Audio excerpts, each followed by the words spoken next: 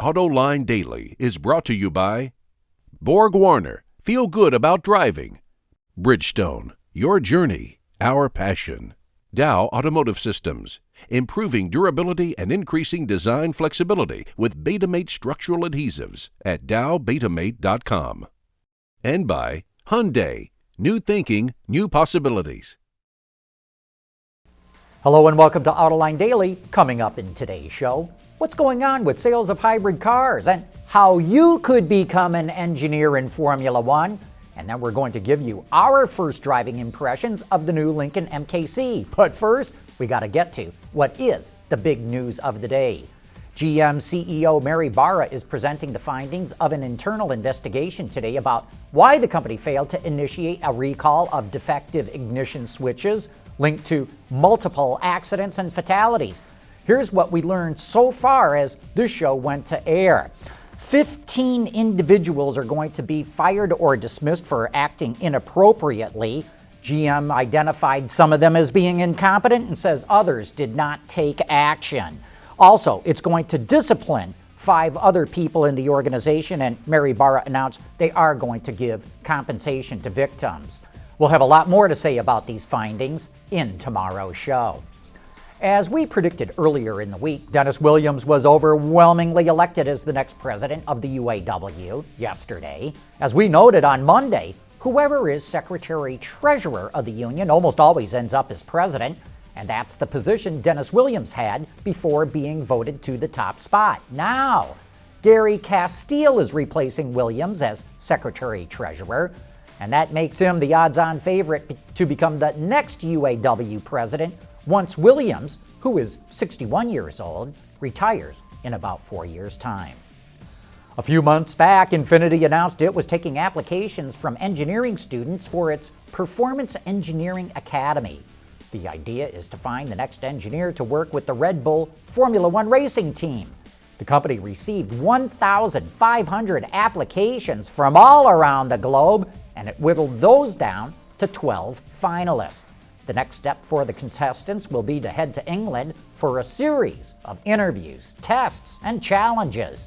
Infiniti will choose 3 winners at the end of July who will receive an engineering role with the Red Bull racing team, and that includes a full salary, a company car, and living accommodations in the UK. We heard there were a lot of headaches trying to launch the new Ford Transit, but that should all be behind the automaker now as it plans to roll this van out later this summer in the U.S. market. When the Transit does hit dealer showrooms, the van will carry a starting price of just over $30,000.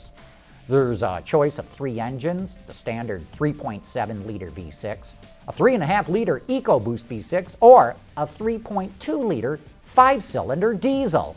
It also comes in 3 different roof heights, 3 different body lengths, 2 wheelbases, and has a maximum towing capacity of 7,500 pounds.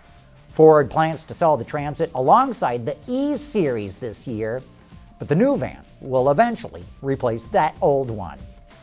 Automakers have been struggling to sell hybrids this year, but that changed last month. Wards reports that automakers sold over 53,000 hybrids in the U.S. in May. That is an increase of almost 8% compared to last year. But despite the uptick in sales last month, hybrid sales for the year are down nearly 10% compared to 2013.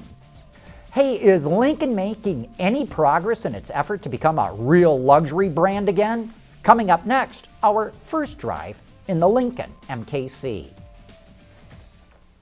Proven on the track and on roads around the world, Borg Warner turbochargers improve fuel economy and reduce emissions without sacrificing performance. Borg Warner, official turbocharger supplier to the Izod IndyCar Series.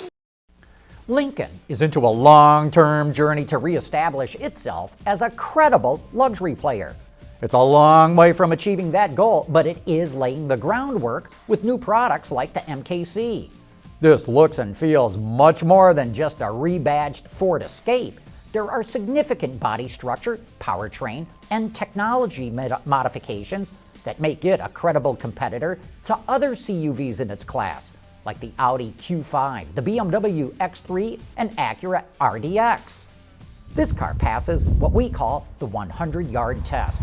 Before you even drive it 100 yards or 100 meters, you know this is a very solid vehicle. While we did not get to drive the base 2-liter engine, the optional 2.3-liter EcoBoost and all-wheel drive system is really impressive.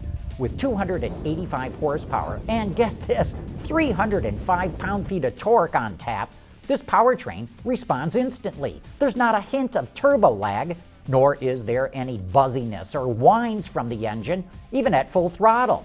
And the tip-in at highway speeds is exceptionally impressive for a 4-cylinder engine. Many people could be fooled into believing this is a V6. Inside, the seats feel snug and the driving position is comfortable and well balanced. The brake pedal has good modulation and the steering feels direct, not vague, as in some electric power steering systems. From a styling standpoint, the MKC looks very little like an Escape. For one thing, the track is 22 millimeters wider, and the liftgate is designed so you do not see the cut lines from the rear. And the uninterrupted sweep of the side-to-side taillights makes it look even wider. Another appealing aspect is that this is quite a quiet vehicle. Lincoln claims it has the least amount of wind noise in its segment, thanks to extra thick glass in the windshield and front doors. It also uses active noise cancellation, which is probably a key reason why the engine lacks the buzziness typical of a 4-cylinder engine. The base price is $36,735, including destination charges. But if you go for the 2.3 EcoBoost, the all-wheel drive, and most of the popular options, a fully loaded one will easily price out at $50,000.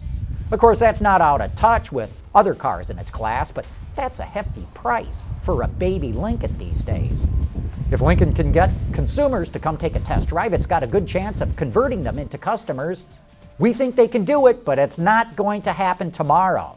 If Lincoln can continue to put competitive products in its showrooms, it can start going down the long and winding road of trying to make the brand relevant to luxury car buyers.